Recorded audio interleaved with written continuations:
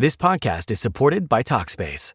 When my husband came home from his military deployment, readjusting was hard for all of us. Thankfully, I found Talkspace.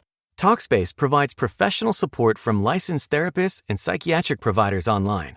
Military members, veterans, and their dependents ages 13 and older can get fast access to providers, all from the privacy of their computers or smartphones. I just answered a few questions online, and Talkspace matched me with a therapist. We meet when it's convenient for me, and I can message her anytime. It was so easy to set up, and they accept TRICARE. Therapy was going so well, my husband and I started seeing a couples therapist through Talkspace too. Talkspace works with most major insurers, including TRICARE. Match with a licensed therapist today at Talkspace.com/military. Go to Talkspace.com/military to get started today. That's Talkspace.com/military. Hello, book lovers. Welcome to Must Love Books.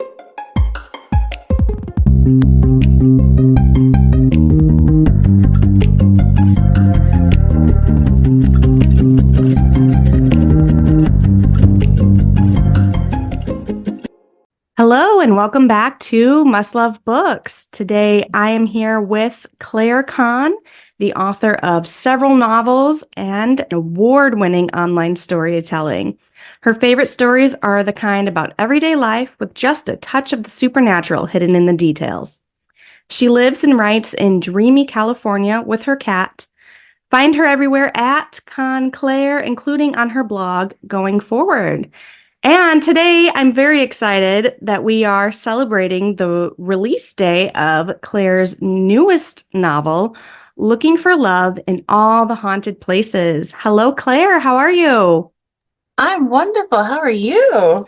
I am doing great, and I'm so happy to be celebrating your release day with you.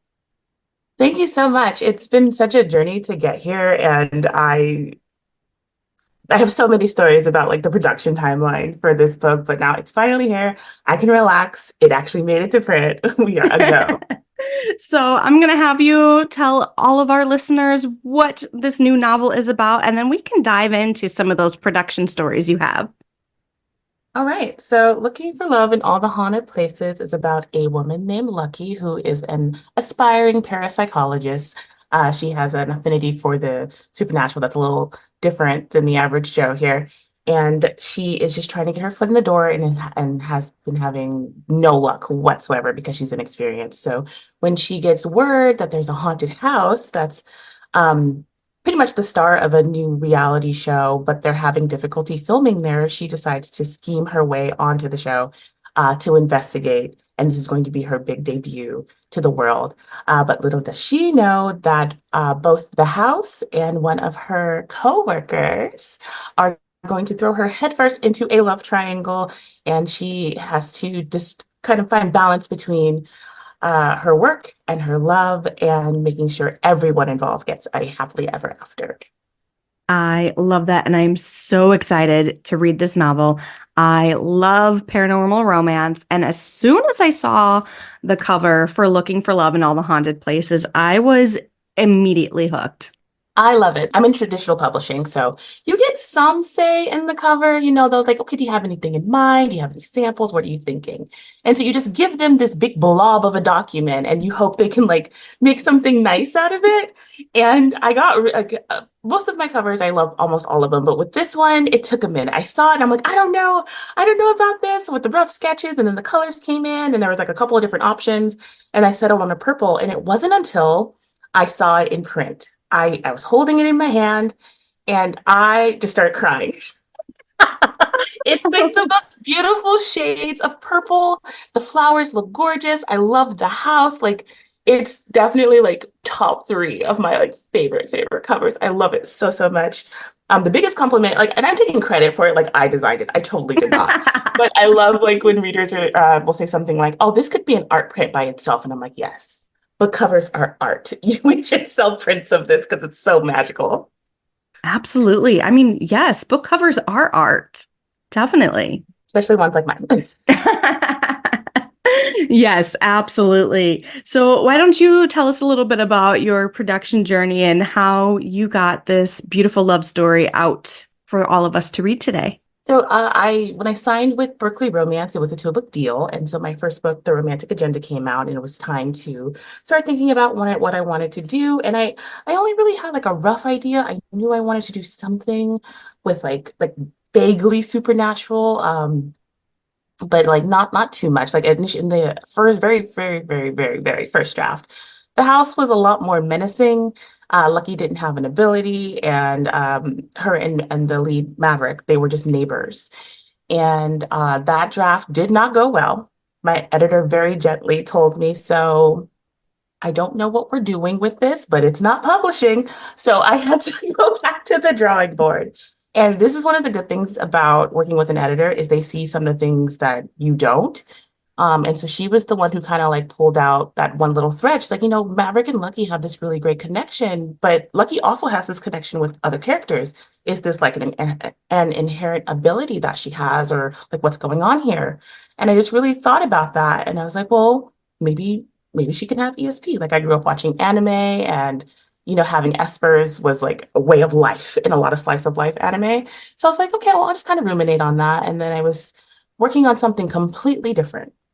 It had no connection to this book whatsoever. And I just had the thought, Lucky is a scammer. Like Lucky is like Joanne the scammer. She's just scheming her way onto things and like lying and twisting things around and just getting her way. And I'm like, what would an academic scammer look like?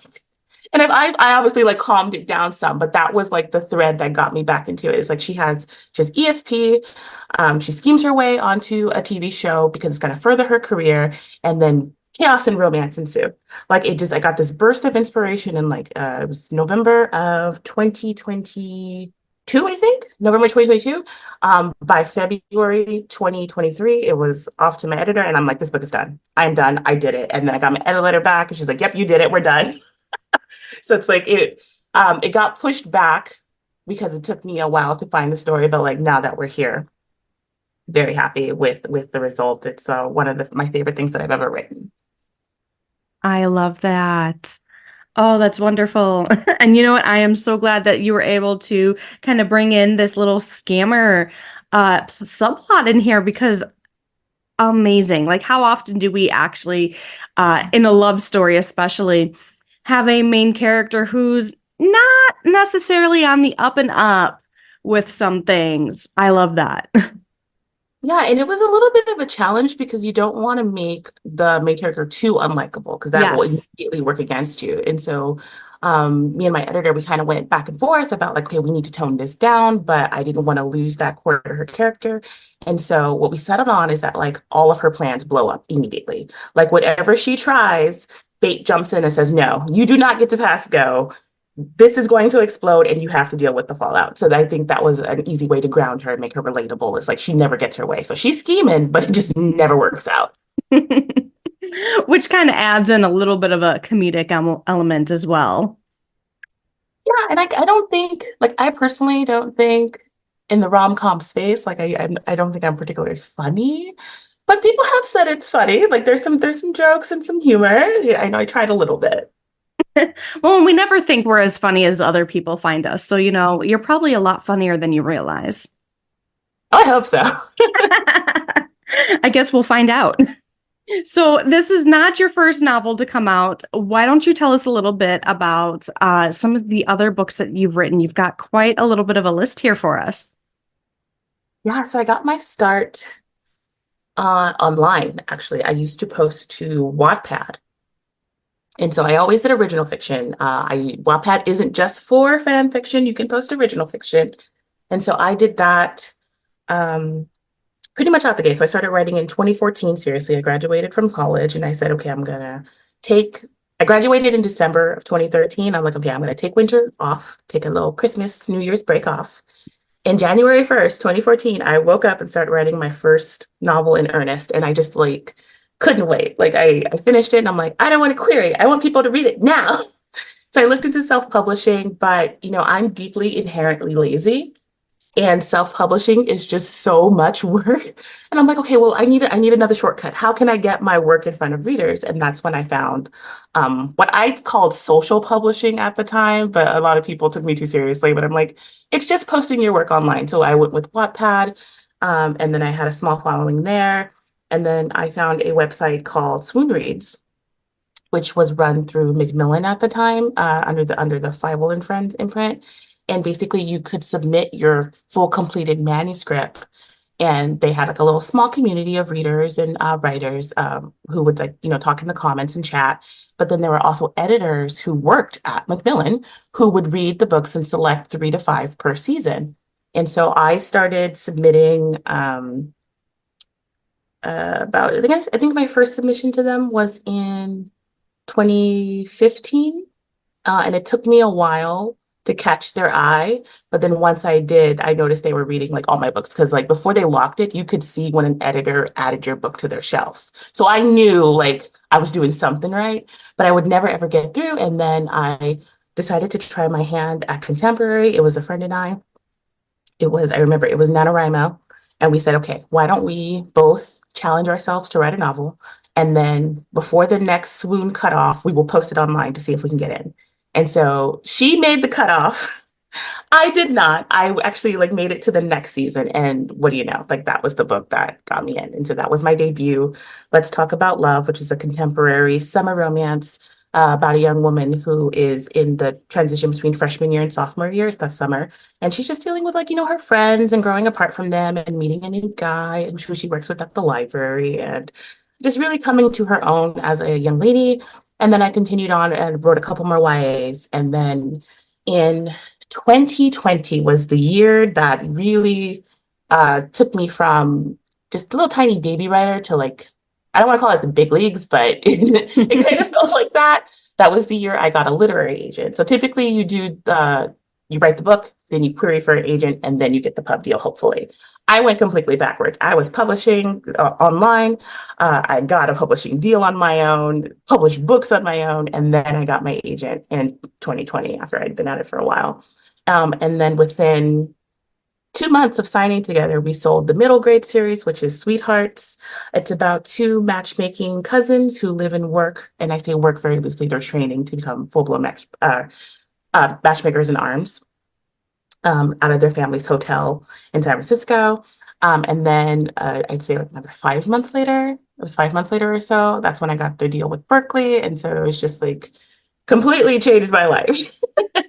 And so I'm still going strong. The next Sweethearts book comes out in July.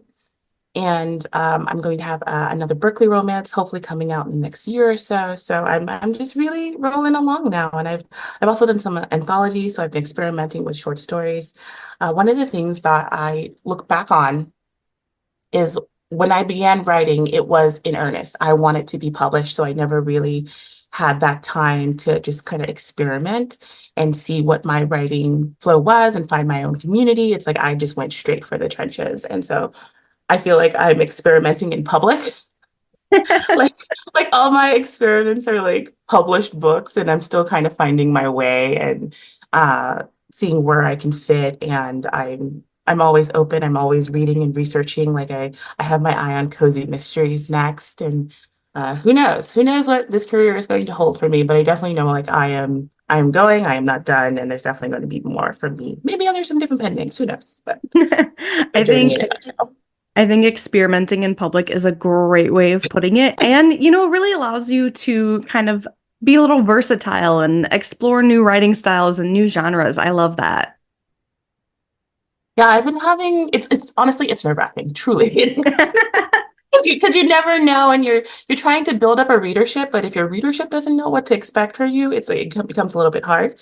But I do really love romance. I have always loved romance. I have the hardest time even just eliminating romantic subplots from other books. So I feel like I stumbled into the romance genre because I was meant to be here, and I definitely, this is the one where I want to stay. I want to stay a romance author. This is a dream of mine that I didn't even know I had until I started doing it.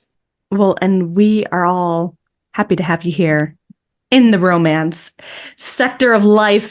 Most of the authors that I have on here are romance authors in one form of or another, whether it is paranormal romance or historical romance, contemporary rom-coms, romantasy. We've got them all here.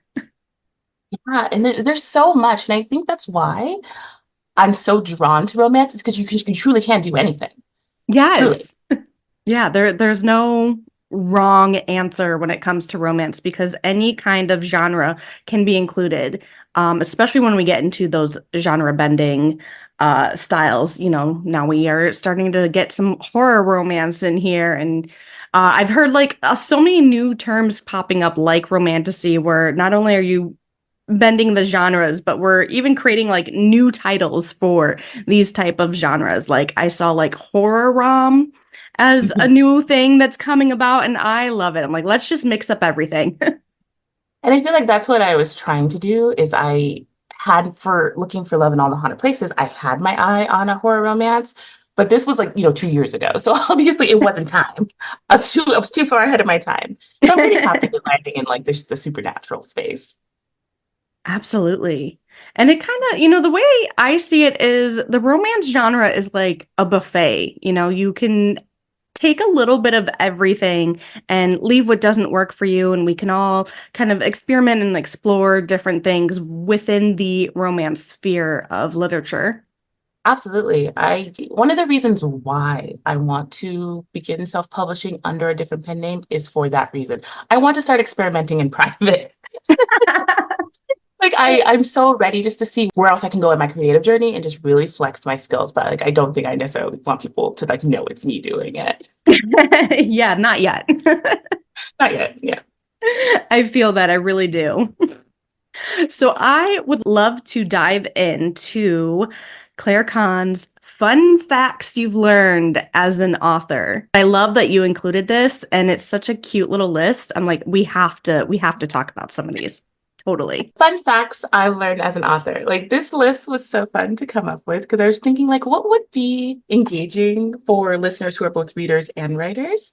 And so the first one I came up with is that no one will read your book as many times as you have by the time you're done with the editorial phrase. Like, especially if you're working with an agent, right? So you got your little manuscript and you're ready and you're so proud of it. And you give it to your agent and they read it. And if they're editorial, they're going to kick it back to you with like an edit letter. And you're like, wait a minute, I thought we were just going to go on sub. And you're like, no, we have to fix it first. It has to be really good. So you do a couple of rounds with them and you're like, okay, this is solid. We are there. I made it. And then you go on submission, which is basically just another round of querying. And then hopefully you get the deal and then you work with your editor and then they send you another editorial letter. So that's like 3 to 4 more rounds. And then once you're off to production, that's another 2 rounds because you sometimes you do line edits and you do copy edits and you do cast pages. And it's like by the time you're done, I would be surprised if anyone has read their book less than 10 times in all its iterations. Like it's sometimes even more than that. So make sure you love it and that it is truly a book of your heart or like a book worth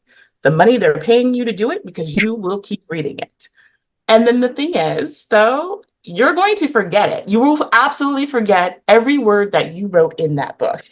It's like I compare it to a little bit like childbirth, how like the mind just forgets how like taxing and traumatic that experience was because your body wants to do it again. Right. It's the genetic way that we're going to keep going. And I feel like writing a book is like that. It's just this thing that you focus on for like 2 years of your life and you give it everything you have. And then it goes out into the world and you're like, I don't remember anything. So when you have readers 2 years later saying, I love this, I read this, what were you thinking on page 19? You're like, I have no idea. You tell me what happened so I can see if I can provide you with some context. I'm sure there was a page 19. Yes. That's all I can tell you. Like at one point there were probably 7 chapter 2s. So which one did you read? Yeah, I totally see. I mean, at least 10 versions of the story makes sense. I'm currently in the 3rd draft of my own novel, and I haven't even gotten to, I queried a little bit and then I decided I wanted to make some changes. So I haven't even gotten to the agent stage yet. And I'm already on at least my 3rd draft of this novel I've been working on for a couple years now. And there's a secondary story going along with that, not to scare you or anything, but the first novel you query and the first novel you get through the door with, it's never going to feel like that again. It's like you've had all this time with this precious project that's just so close to your heart. And then you get a contract and suddenly you have to do all that work, like probably like 5 years worth of work in 6 months. Yeah. So like contracts, learning to write on contract is an experience, trademarked. Oh, I love that. Another fun fact I learned here. Asking for blurbs is a unique form of torture. And I say this, even like the most extroverted authors that I know have a hard time asking for blurbs. So a blurb is like the little 2 to 3 sentence endorsement that another author gives to your book, for those who aren't familiar. And sometimes you get lucky, like you share an editor or you share like a pub house, and like you can just say, like, your editor can just reach out and say, like, hey, would you mind reading this? And if you like it, would you please give a blurb? Other times that doesn't happen. You have to cold email authors whose work you have enjoyed and say, hey, so been a big fan for years. I have my novel coming out. Would you possibly have time to read this for me? And I'm speechless, as you can tell. I have no words to explain like how nervous I get. Just like, they say Yeah. never meet your heroes, right? But sometimes your heroes are really wonderful people, but you don't know that until like you email them. Yeah. Like, and then like, what if, an author that you love and you're like, can you do a blurb? And they don't like it. Like, oh my goodness, that Oh, sounds like a nightmare, to be honest. it, I always thought that that was something that like the editor or editing team handled. I didn't realize you had to like cold email authors for it. Sometimes, yeah, it really depends on like the house policy and like if your what contacts your editors have. But sometimes, you want to reach for the stars, and if you want to do that, that's on you. I personally would never do that because I'm in the second camp where I'm like, they're gonna hate it, and I don't want to know. I don't want to know. Yes, exactly. Oh my Let me stay goodness. in my fantasy. Okay, number three. Okay. There's been a bit like I don't wade into discourse online. I'm very anti-discourse. I have social anxiety on the internet. It's not for me. But one thing I did see that like just really just stuck in my head was about using pop culture references. Like, please use them. Absolutely 100% put pop culture references in your book. They're more than okay. Like, of course, it's going to date your novel, but like, that's the whole point. Your work is supposed to outlive you. You exist in a moment of time, and you want, or at least I want, my work to reflect that. Like, my first YA came out in 2018, but I wrote it in 2015, 2016. It's like a perfect time capsule of that period of time, especially for those like on social media. So like there's Tumblr, there's Twitter. That was like YouTube in its prime. And I'm so happy I put those elements, and I even named a couple of YouTubers like Jackie Ina, whom I love and adore. She has become like the CEO of her own like fragrance and candle company. Okay. But like in 2015, 2016, she was a beauty YouTuber. Like that piece of history is solidified in my novel because I chose to put in a pop culture reference. Okay. So it's like, I'm still really proud of that book. And yes, I know it's almost historical YA, but I'm proud. And like, I think if more authors had like that mindset, or more writers had that mindset of like, your work is going to outlive you, reflect the times you wrote it in. I think that discourse would just like squash, leave, be gone.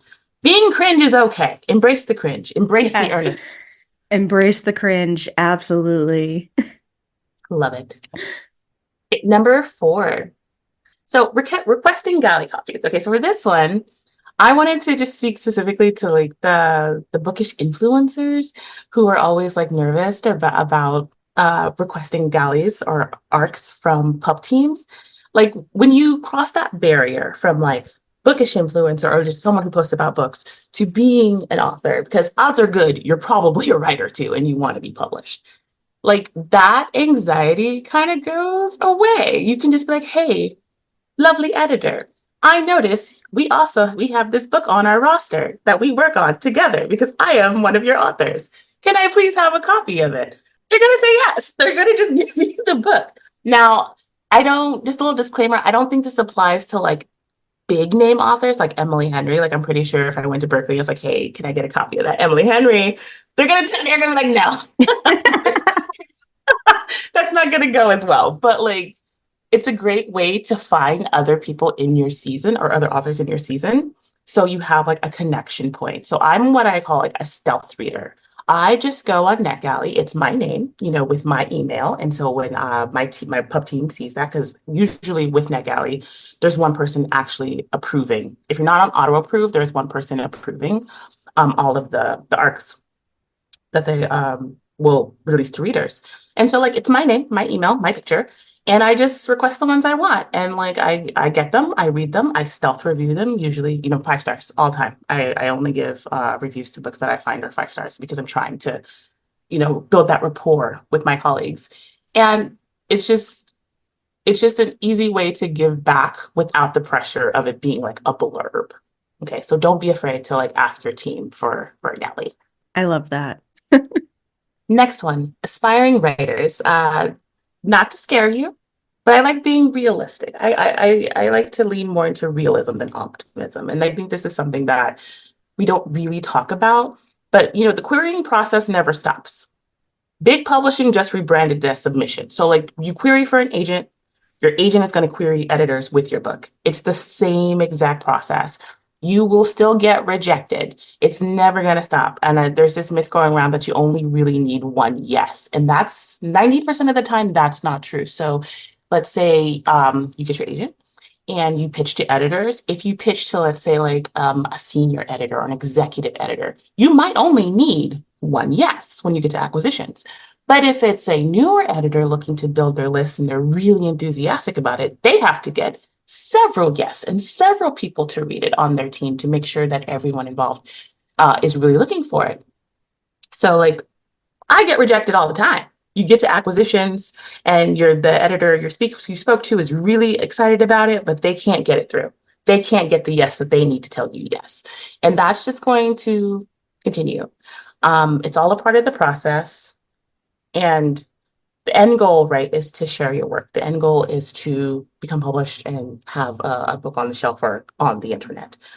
And it's really important to just keep in mind what your goals are. Keep in mind like how much it means to you personally, and if it's worth the sacrifice and sometimes the heartache, which they kind of come hand in hand. And like for me personally, it was like I am just very, what's the word I'm looking for here? Persistent. I'm very petty. Like I live on spite. Okay. Like if you tell me no, I'm gonna find a way to make it happen for myself. It might not have been with you, but it might be with someone else. So like I personally have the personality where like I won't give up until like I know I've exhausted all my avenues and it truly is time to move on. And I know not everybody has that mindset. So I definitely want to like just give that preface and say like, hey, rejection never stops, but stay true to yourself. Stay true to your mission and your goals. Don't let that discourage you, even though I know you want it to. It's okay to be happy for other people and sad for yourself. Just keep going. Definitely. And I think that is honestly one of the most important things for aspiring authors to hear and to learn about. Because we do often hear, oh, you just need that one yes. You just need that one yes and you are golden. But the process doesn't necessarily work like that. And I think it gives kind of an almost unrealistic view of the publishing industry and the process itself. So I really love that you touched on that and that you brought that information to us, to me as an inspiring author, and as well as I know we have listeners who are also inspiring authors. So that is so great of you to share that with us. Yeah, glad. I love giving out my quote unquote wisdom. It's not wisdom at all. Like it's just the things that like I wish I would have known when I got started.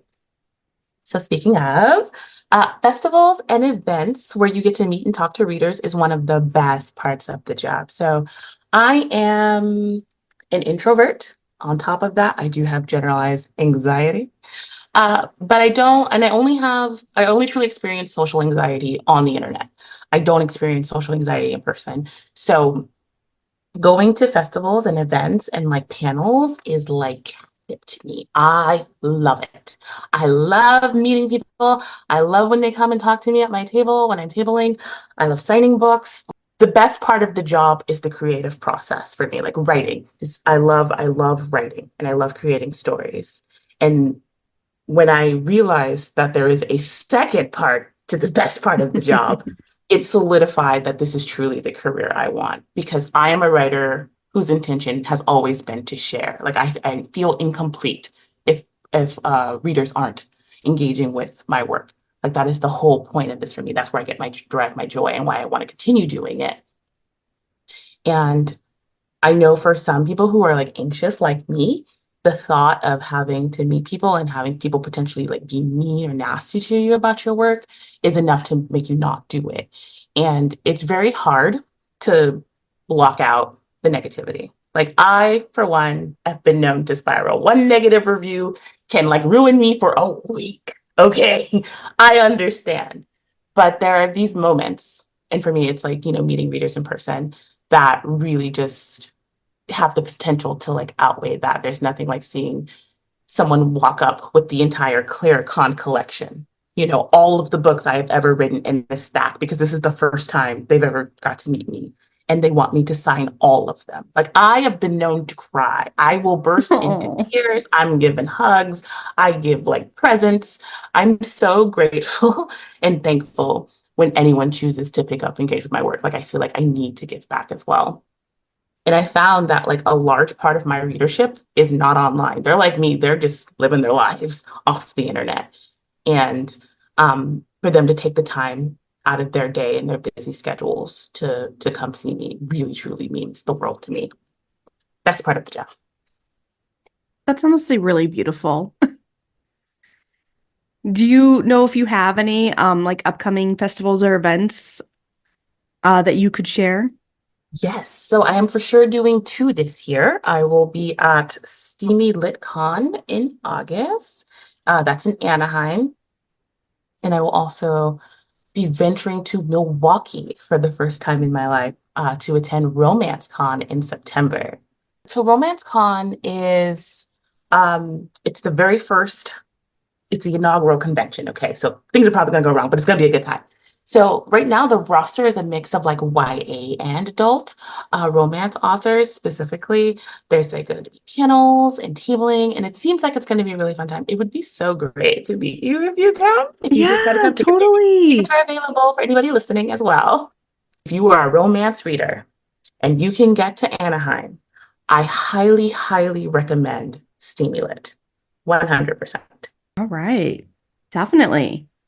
Hey, next fun fact that I've learned, most authors are a lot shorter in person, but not me. I'm not even that tall. I am average height, I think. They're just short.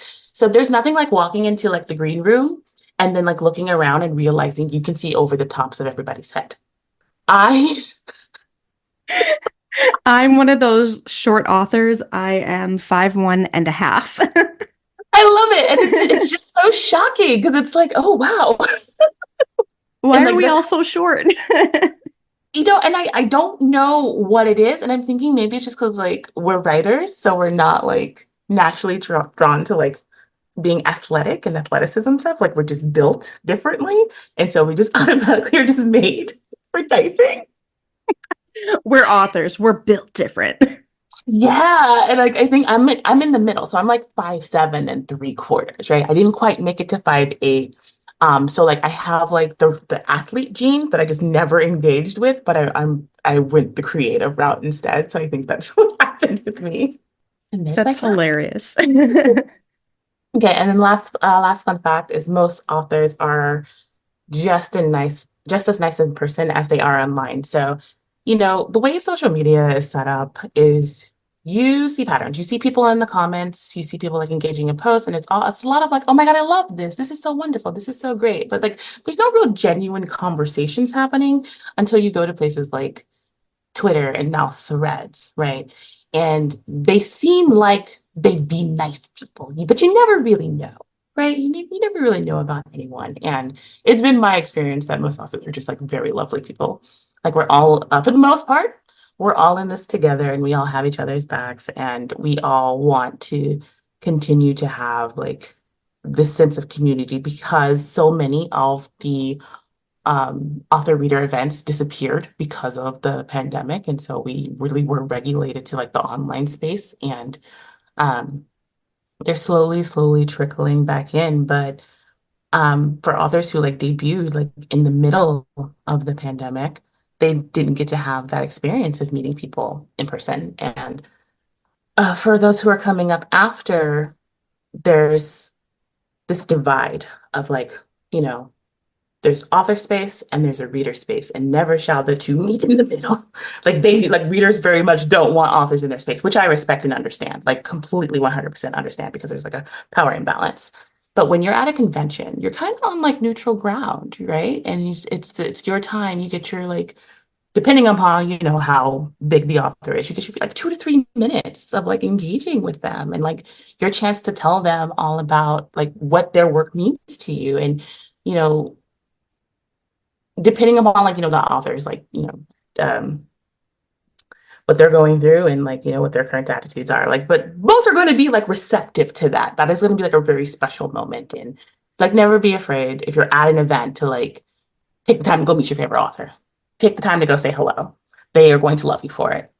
I love that. And, honestly, I'm so happy to see that these events are not only just starting up again, but like really going through the full swing of things again, which is amazing, because it was for so long, that large author events just were not happening. And the ones that were happening were kind of shifting to like virtual events, which are still fun and great. But you really miss that like, one-on-one and kind of in-person interactions that you get from these much larger events.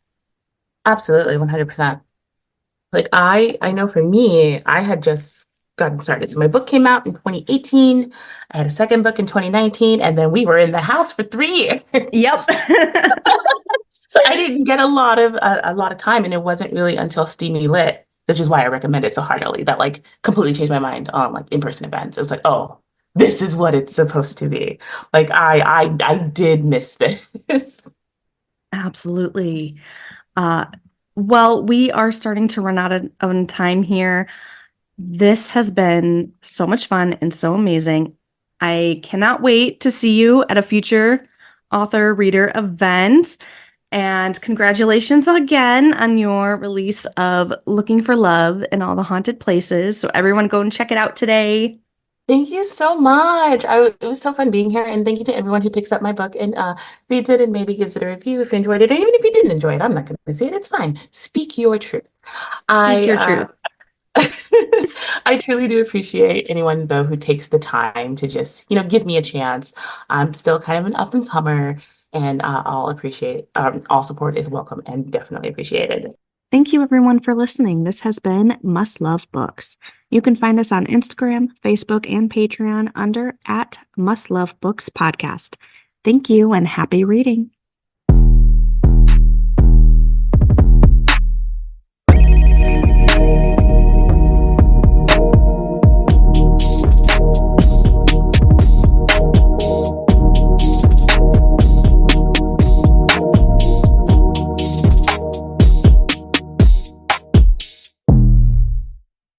This podcast is supported by Talkspace. When my husband came home from his military deployment, readjusting was hard for all of us. Thankfully, I found Talkspace. Talkspace provides professional support from licensed therapists and psychiatric providers online.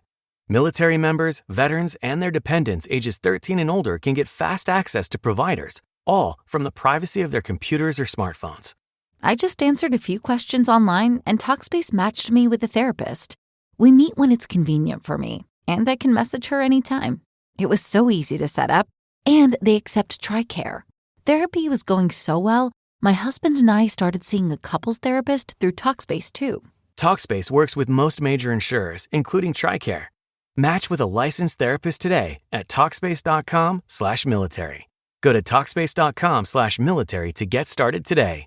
That's Talkspace.com/military.